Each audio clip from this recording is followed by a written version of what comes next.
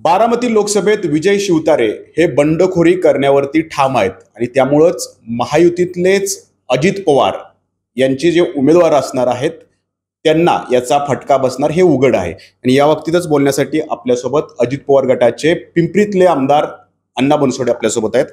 अण्णा, ते तर ठाम आहेत, मग आता काय तुम्ही इथं काय करणार आहात मावळ लोकसभेत? खरं तर महाराष्ट्रामध्ये महायुतीची सरकार या ठिकाणी गेली 6-7, 8-8 महिन्यापासून काम करताना आम्ही पाहते। बापू शिवतारे हे राज्याचे माजी मंत्री म्हणून त्यांनी काम केलेले आहे। त्यांना सर्व महाराष्ट्राची माहिती आहे। आज जे अजितदादाबद्दल ते बोलतात, खऱ्या अर्थाने त्यांचं हे बोलणं उचित नाही आहे। ते महायुतीमध्ये सामील आहेत, महायुतीचा धर्म पाळणं हे त्यांचं कर्तव्य आहे। जर त्यांनी महायुतीचा धर्म जर नाही पाळला तर संपूर्ण महाराष्ट्रामध्ये महायुतीचा धर्म राष्ट्रवादी काँग्रेस पक्षाच्या वतीने पाळला जाणार नाही। ज्या ज्या ठिकाणी त्यांचे उमेदवार असतील त्या ठिकाणी आमच्या सर्व राष्ट्रवादी काँग्रेस पक्षांचा विरोध असेल। मुख्यमंत्र्यांना थेट तुम्ही आव्हान देता? आव्हान देण्याचा प्रश्नच येत नाही याच्यात। शेवटी मुख्यमंत्र्यांनी त्यांना समजावून सांगितलेले आहे। जर मुख्यमंत्र्याच्या शब्दाला जर ते किंमत देत नसतील तर तो त्यांचा प्रश्न आहे। तुम्ही मुख्यमंत्र्यांच्या विरोधात बोलणार, ते जसं अजित पवारांच्या विरोधात बोलतायत तसं? मुख्यमंत्र्यांच्या विरुद्ध बोलण्याचा प्रश्नच येत नाही। मुख्यमंत्र्यांनी बापू शिवतारेंना समजावून सांगितलेले, मुख्यमंत्र्यांनी त्यांना हे नाही सांगितलेले। मग तुम्ही त्यांच्याच उमेदवारांच्या विरोधात जर प्रचार करणार आहे तर त्याचा अर्थ काय घ्यायचा नेमका? म्हणजे तुम्ही मुख्यमंत्र्यांना पण तुमचा विरोध असाच होणार ना? ते तर सगळीकडे तसाच होणार ना। ज्या अर्थी समजा महायुतीचा धर्म कुणीही, समजा उद्या महायुतीमध्ये बीजेपी सामील आहे, राष्ट्रवादी काँग्रेस पक्ष अजित पवार गट सामील आहे, मुख्यमंत्री एकनाथ शिंदे गट सामील आहे, इतर पक्षही सामील आहेत। जर ज्यांनी ज्या गटामध्ये जे सामील आहेत त्यांनी जर महायुतीचा धर्म पाळला नाही तर प्रत्येक ठिकाणी असाच परिचय किंवा अशीच घटना घडलेली तुम्हाला दिसेल।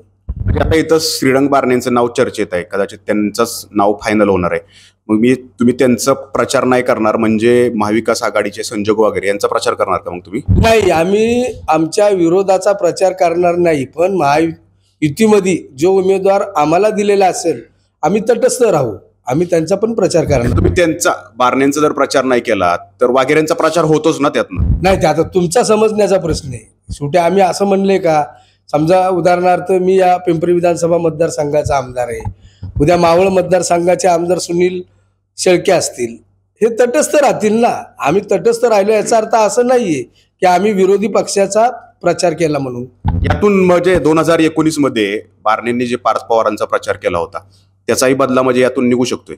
नाही, आता बदलेची भावना याच्यामध्ये कुणाचीही नाहीये। शेवटी विजय शिवतारेंची आहे ना बदलेची भावना? आता विजय शिवतारेंची जर बदलेची भावना असेल तर आम्ही त्यांच्या तिथे जाऊन त्यांच्या बदलेच्या भावनेचा उद्रेक नक्कीच राष्ट्रवादी काँग्रेस पक्षातर्फे त्या ठिकाणी केला जाईल। मावळ लोकसभेत पार्थ पवारांच्या बदल्याचा होऊ शकते काय? मावळ लोकसभा मतदारसंघामध्ये जर युतीचा धर्म पाळला गेला नाही तर राष्ट्रवादी काँग्रेस पक्षाच्या वतीने आम्ही जो युतीचा उमेदवार असेल त्याच्या विरोधात काम न करता आम्ही तटस्थ राहू।